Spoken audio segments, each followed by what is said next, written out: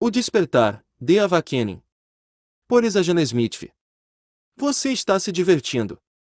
Helena perguntou. Agora eu estou.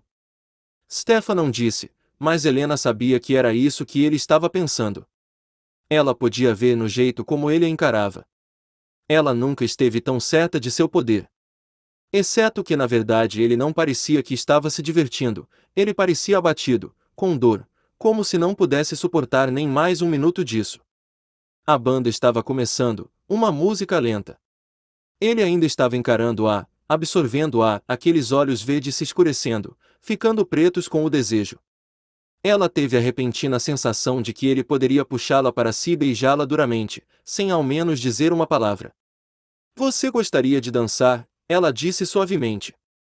Estou brincando com fogo, com algo que não entendo, ela pensou repentinamente.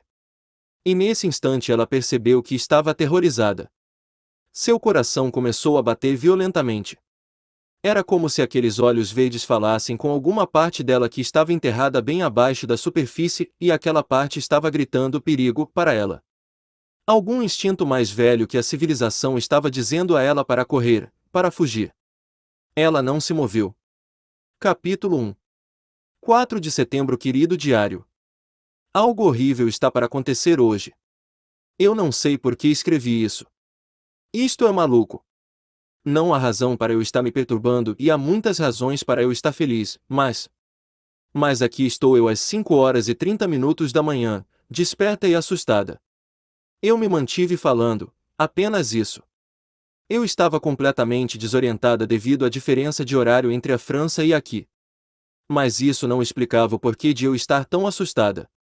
Tão perdida. Antes de ontem, enquanto tia Judith, Margaret e eu estávamos voltando do aeroporto, eu senti o tal sentimento estranho. Quando nos dobrávamos na nossa rua, eu imediatamente pensei: mamãe e papai estão esperando por nos em casa. Eu aposto que eles estão de frente para a varanda, na sala olhando para fora da janela. Eles devem ter sentido tanto minha falta. Eu sei. Isto soa completamente maluco. Mas ainda quando eu vi a casa e a frente da varanda vazia, eu ainda me senti bem. Corri cansada para a porta e bati com o batedor. E quando tia Judith destrancou a porta, eu irrompi para dentro e apenas oscilei no hall escutando, esperando ouvir mamãe descendo as escadas ou papai falando de toca. Então apenas tia Judith deixou a mala com um ruído no chão, na minha frente suspirou um alto suspiro e disse: estamos em casa. E Margaret riu. E o pior sentimento que eu tive em toda a minha vida veio para mim. Eu nunca tinha me sentido tão absolutamente e completamente perdida. Casa. Eu estou em casa. Por que isso soa como uma mentira? Eu nasci aqui em Felstadt. Eu sempre vivi nessa casa, sempre. Esse é meu mesmo antigo quarto, com as marcas chamuscadas nas tábuas onde Caroline e eu experimentamos cigarros na quinta série e quase nos engasgamos. Eu poderia olhar para fora da janela e ver a grande árvore que os meninos subiam para estragar a minha festa do pijama há 2 anos atrás. Esta é a minha cama, minha cadeira, meu armário. Bem, mas agora tudo parece estranho para mim. Como se eu não pertencesse a este lugar. Esta sou eu fora desse lugar. E a pior coisa é que sinto que este é o lugar que eu devo pertencer, mas eu não posso encontrá-lo. Eu estava tão cansada ontem para ir à orientação. Meredith melhorou o cronograma para mim, mas eu não me senti bem falando com ela no telefone. Tia Judith contou para qualquer um que ligasse que eu estava cansada da viagem por causa do fuso horário e estava dormindo, mas ela me observava no jantar com uma cara engraçada. Eu tenho que ver essa multidão todo dia, pensei. Nós esperávamos nos encontrar no terreno do estacionamento antes da escola. É com isso pelo que eu estou assustada. Eu estou assustada com eles. Helena Gilbert parou de escrever. Ela encarou a última linha que tinha escrito e então sacudiu a cabeça. Ela pousou a caneta sobre o pequeno livro com capa de veludo. Então, com um súbito gesto, ela levantou a cabeça e atirou a caneta e o livro pelo janelão da baia, onde eles pularam inocentemente e cortaram o estofado da poltrona da janela. Isto era tão completamente ridículo. Desde quando ela, Helena Gilbert, tem estado assustada em conhecer pessoas? Desde quando ela tem estado assustada com algo? Ela levantou e irritada impulsionou os braços para dentro do kimono vermelho de seda. Ela não deu nem mesmo uma olhadinha no belo espelho vitoriano em cima da cômoda avermelhada, ela sabia o que veria. Helena Gilbert, indiferente, loira e esbelta, a pessoa que dita a moda do último ano do ensino médio, a garota que todo garoto quer e toda garota quer ser. Que agora tinha uma carranca descontente no rosto e um beliscão na boca. Um banho quente e café e eu irei me acalmar, ela pensou. O ritual matinal de lavar-se e vestir-se estavam calmos, e ela selecionou lentamente toda sua nova coleção de roupas de Paris. Ela finalmente escolheu um top rosa, bebê e uma bermuda de linho branca, com um penteado que a fazia parecer uma framboesa num sundae. Bom o suficiente para comer, ela pensou. O espelho então mostrou uma garota com um sorriso misterioso. Os seus receios iniciais tinham se dissolvido, esquecidos.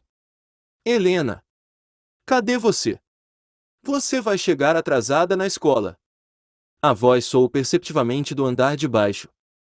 Helena correu passando a escova mais uma vez no seu sedoso cabelo, prendendo-o para trás com uma fita rosa. Então ela pegou sua mochila e desceu as escadas. Na cozinha, Margarete, 4 anos de idade, estava comendo cereal na mesa da cozinha e tia Judite estava queimando algo no fogão. Tia Judite era o tipo de mulher que sempre parecia vagamente afobada. Ela tinha um rosto fino e pequeno, com um claro e esvoaçante cabelo puxado despenteado para trás. Helena beliscou sua bochecha.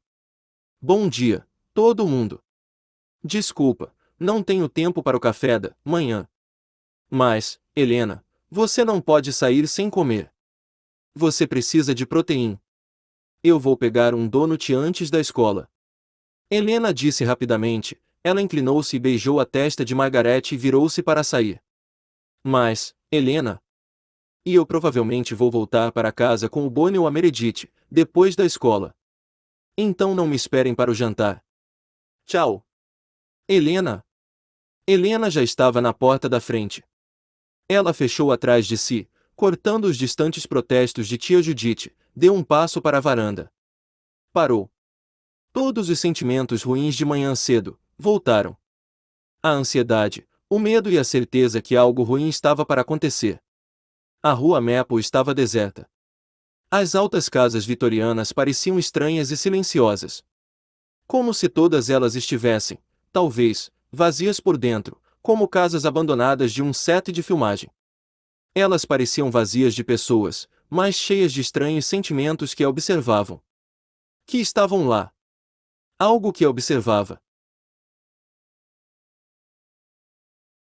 O céu sobre sua cabeça não estava azul, mas sim branco e opaco, como uma gigante bacia que virou e caiu. O ar estava sufocante e Helena tinha certeza que estavam de olhando-a. Ela viu algo escuro na bifurcação da antiga árvore na frente da casa. Uma gralha estava quieta e rodeada por folhas tingidas de amarelo.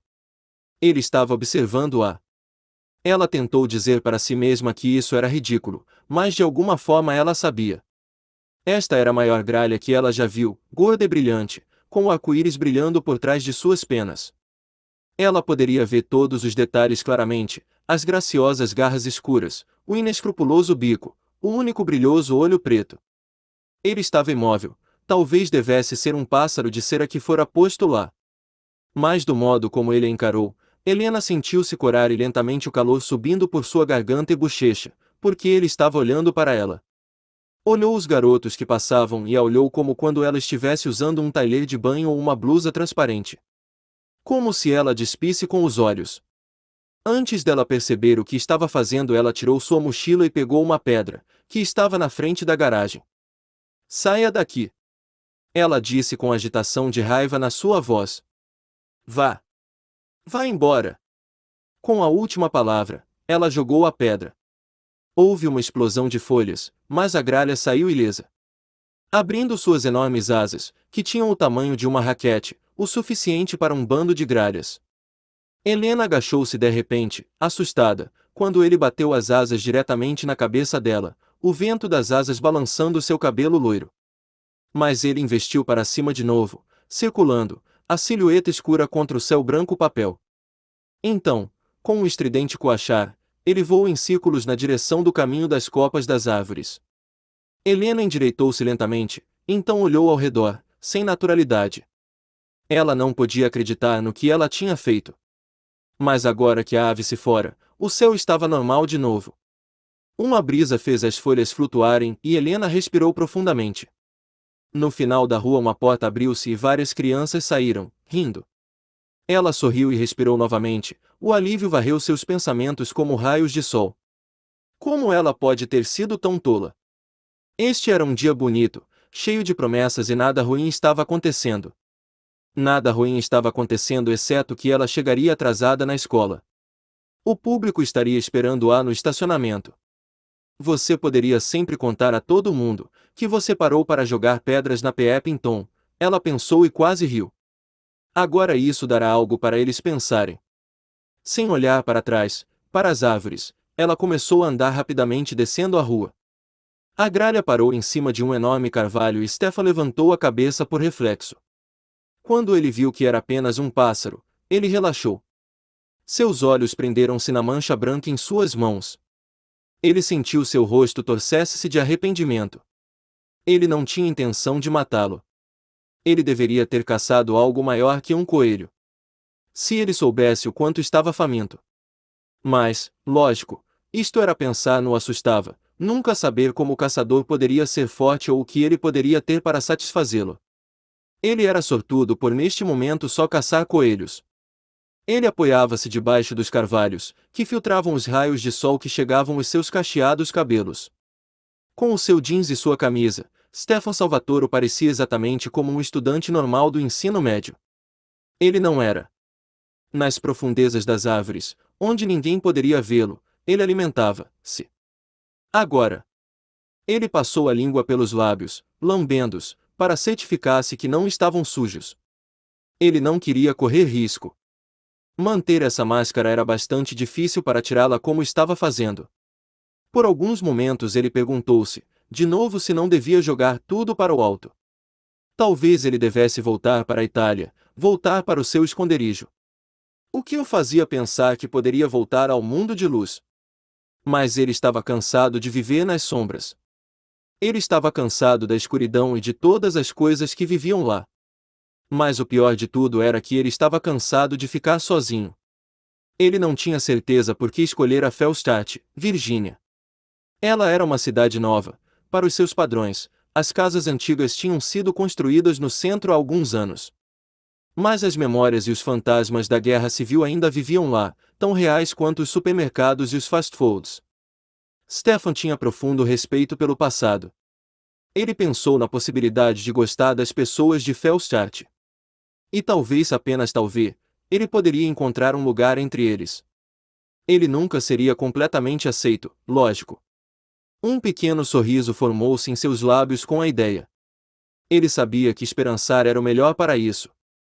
Não haveria um lugar onde ele poderia pertencer completamente, onde ele poderia ser verdadeiramente ele mesmo.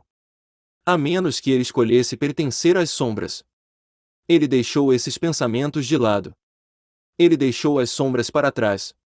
Ele estava deixando esses borrões de muitos anos para trás e começando de novo, hoje. Stefan deu-se conta que ele ainda segurava o coelho.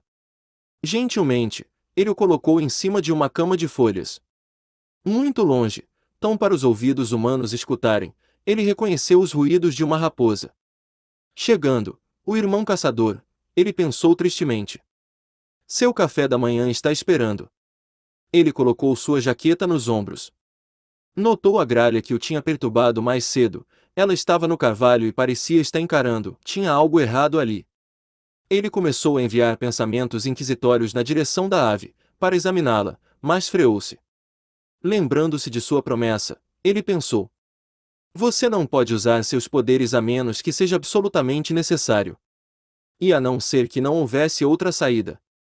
Andando quase silenciosamente entre as folhas mortas e os galhos secos, ele fez seu caminho ao redor das árvores.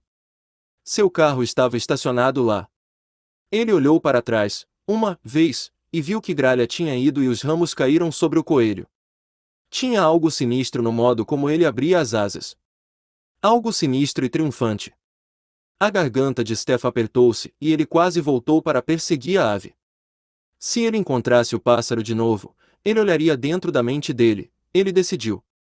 Mas agora, seus olhos passaram rapidamente pelas árvores, sua mandíbula trincou-se.